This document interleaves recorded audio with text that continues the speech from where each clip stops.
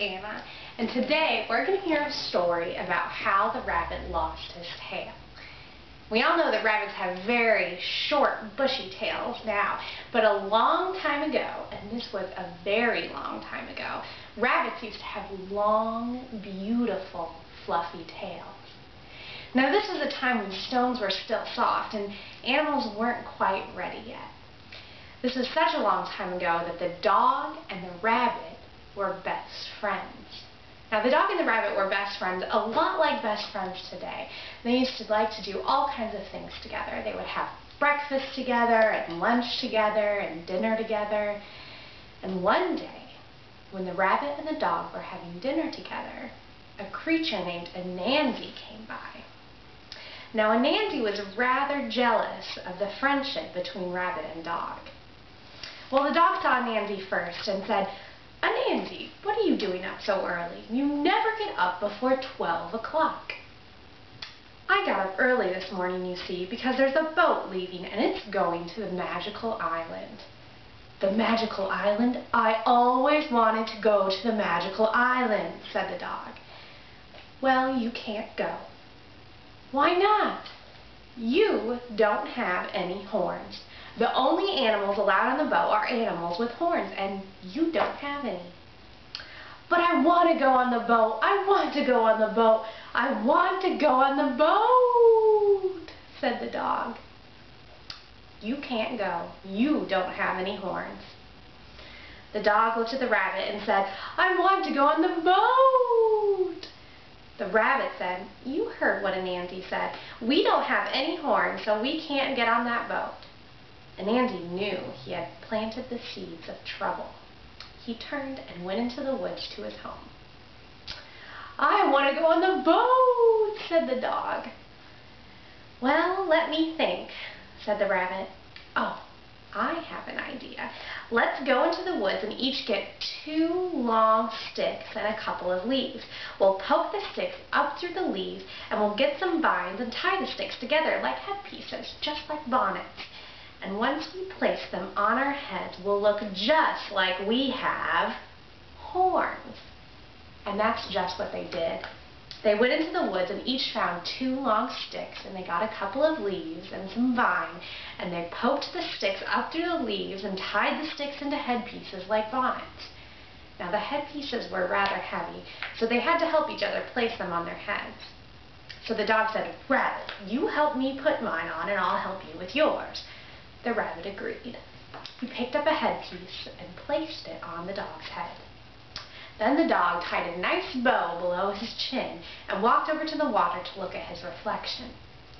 With those sticks pointing up in the air, it made him look just as if he had horns. He said, "I look nice. I look nice." The rabbit said, "Yeah, you look nice. Now help me put mine on."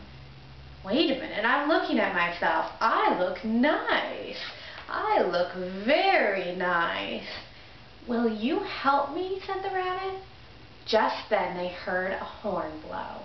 The boat was pulling anchor. The dog said, "Oh, I gotta go. Goodbye." And off he went.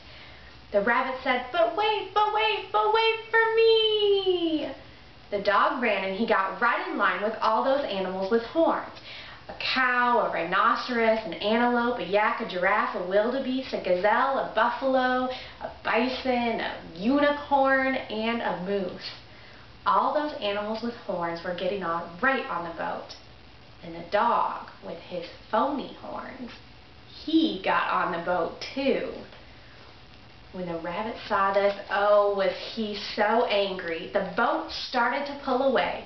The rabbit noticed a little hill next to the water, and he quickly ran over and climbed right to the top of that hill. As the boat was sailing by, the rabbit called out, "Captain, oh Captain, one of your passengers has no horns." Hearing this, the dog ran over to the captain. "Captain, did you hear what he said? He said turn the boat to the left, to the left." So the rabbit ran over to the next hill and called out, "Captain, oh Captain, one of your passengers has no horns." Once again, the dog went over to the captain and said, "Captain, oh Captain, did you hear what he said? He said turn the boat to the right, to the right." So the captain turned the boat to the right. The rabbit looked ahead and saw only one more hill. He ran over to the top of that hill and called out in his mightiest voice, "Captain, oh Captain, one of your passengers has no horns!" The wind took those words across the water, over the stern of the boat, and right up to the captain's ears.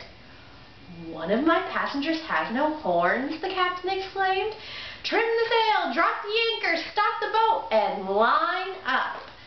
All the animals lined up, and the captain walked over to the cow and checked her horns. Then he checked the moose, the wildebeest, the yak, the ox, the unicorn, the giraffe, the rhinoceros, the antelope, the elk.